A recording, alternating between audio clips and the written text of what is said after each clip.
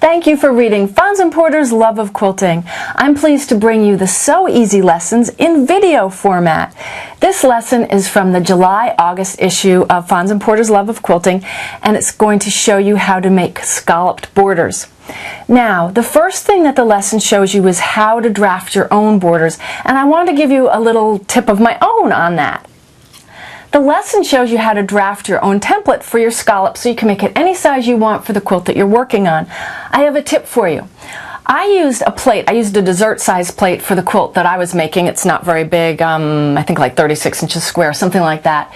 So I used a dessert plate and that gave me a really nice curve, just like I wanted it. And do also heed what Liz said in one of the little tip boxes there in the lesson. Make sure that curve is very gentle. You don't want it to be deep in there where you have to sew the binding on into a deep, deep curve. You will not be happy. It'll be really hard to do. So make them shallow, very shallow curves rather than something really deep. Once I have drafted my pattern and cut it out and I've made one side and two corners, I tape them together. And that's enough because then you can just take it and move it around the quilt. I line up the center fold line of the pattern to the center of the quilt. And see on this outside of the scallop right there, that's on the center. I measure from there to the center of the quilt to make sure that I have it exactly where I want it. Then I trace around and move around the quilt in the same way, tracing my scallops all the way around. Then once I'm done that, I'm ready to cut out my scallops. This is an important step to help you when you're sewing. Clip about 1/4 of an inch into each of these scallops. And that will help you to straighten out the scallops when you're sewing so that you have pretty much a straight line to sew your binding on. Now, get your binding out, go to your sewing machine, and you're ready to bind. I suggest that if you have one to use a walking foot for this. Whenever I put binding on, I do. The layers go through so much more easily with a walking foot. That's what they're made for. Now, position your quilt and your binding in your sewing machine with the binding on the bottom and the quilt with the back side up facing you. Using your walking foot, stitch the binding 1/4 inch from the edge. At the inside corners, pull on the clipped area to straighten the quilt.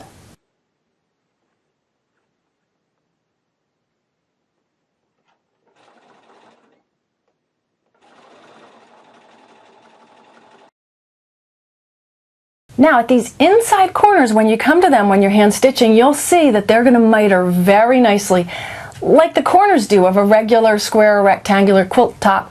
It'll just fold right in there and they'll be pretty as can be.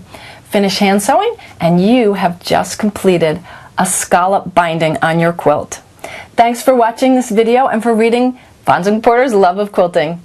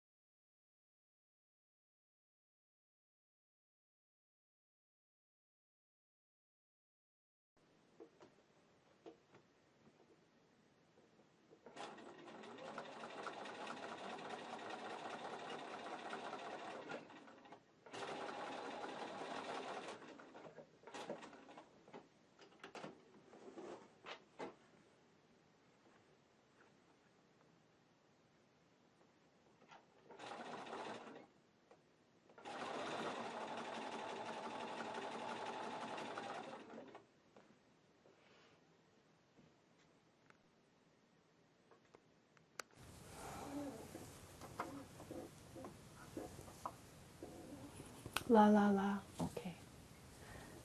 So here are my scallops. You can see that I've sewn straight across here. I've pulled this. That's why we cut that right there. So I've pulled this straight so I can sew as straight as possible underneath there to get the binding on as smoothly as possible. And also I made sure that my stitching was just to this side of the little point of that clip so that it will fold nicely and there won't be any batting or anything showing here.